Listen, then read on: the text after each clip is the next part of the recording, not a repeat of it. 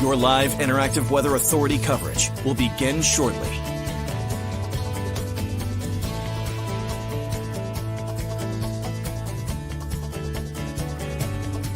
Your live interactive Weather Authority coverage will begin shortly.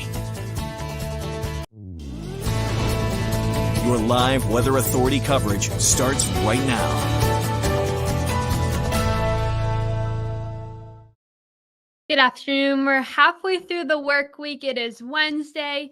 We're almost done with the work week. We just have to get through one more rainy day, or rainy afternoon, I should say, here in Maine before we can welcome back some dry and even warm weather for Labor Day weekend and moving on forward. Before we begin, Hurricane Franklin is now 700 miles south of Maine, as we won't be directly hit by Franklin, but we will be seeing some prolonged swells that will produce large waves for this evening and for mostly tomorrow, as well as dangerous rip currents.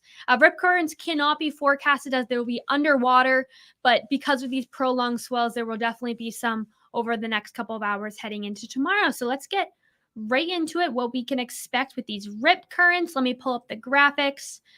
Here we go. This is a picture of Old Orchard Beach, or a live shot from Old Orchard Beach right now. It is 70 degrees out there. Let's jump right into what exactly a rip current is. So a rip current is a current that brings the water towards the ocean instead of the shore. So it's a strong, strong current as well. So let's jump right into the graphics. Let me pull this in.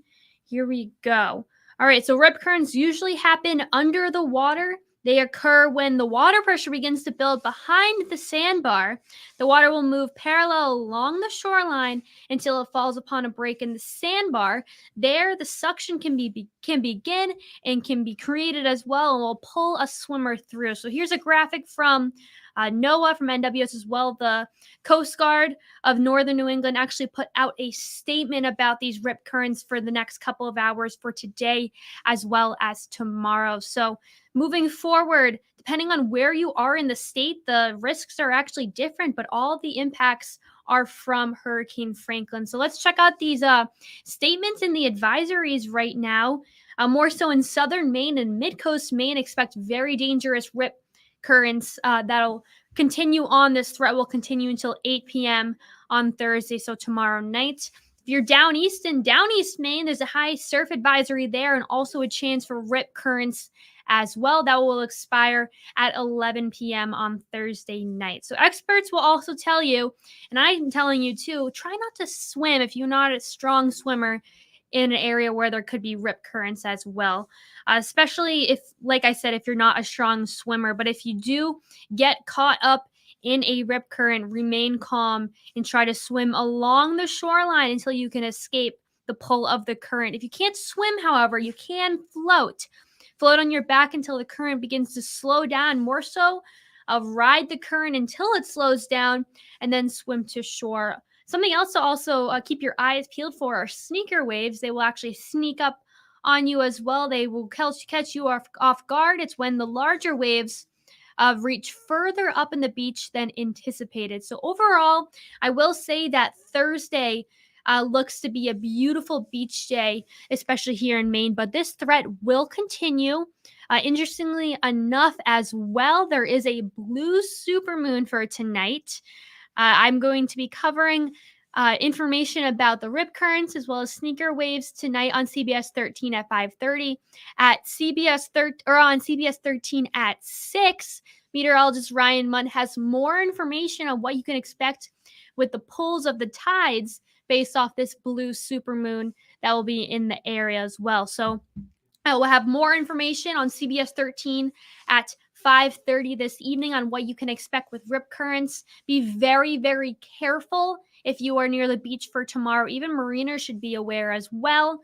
But overall, this can be very dangerous. It is from Hurricane Franklin, which is 700 miles south, and that does seem pretty far away.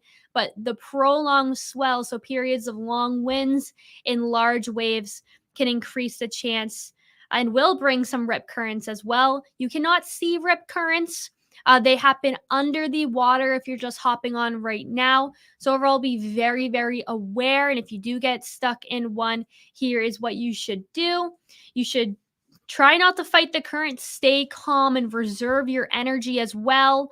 You can float and have the current take you out and then swim directly to shore. Do not try to fight the current. It will only slow you down. You should swim along the shoreline, so parallel to the beach, until you can escape the current. Here's another photo of what it would look like as well. This is from the National Weather Service and NOAA as well. So if you get caught in the current, don't fight it, swim out of it, and then towards shore. So that's what it looks like. A rip current is a current of water that actually descends out to the ocean instead of to the shore. Something to also keep an eye on. We don't get them often up here in Maine. More so Florida has. Rip currents have caused many deaths down in Florida, especially this year. Something to also keep your eye on. So I have more information tonight on CBS 13 at 5:30, and meteorologist Ryan Munn will also make an appearance at CBS 13 at 6 tonight on how the blue moon will actually work together with some tides to bring on some coastal flooding. So I hope you guys enjoyed. Have a great rest of your work week. We're looking at great weather for the long Labor Day weekend. And overall, have a great rest of your day.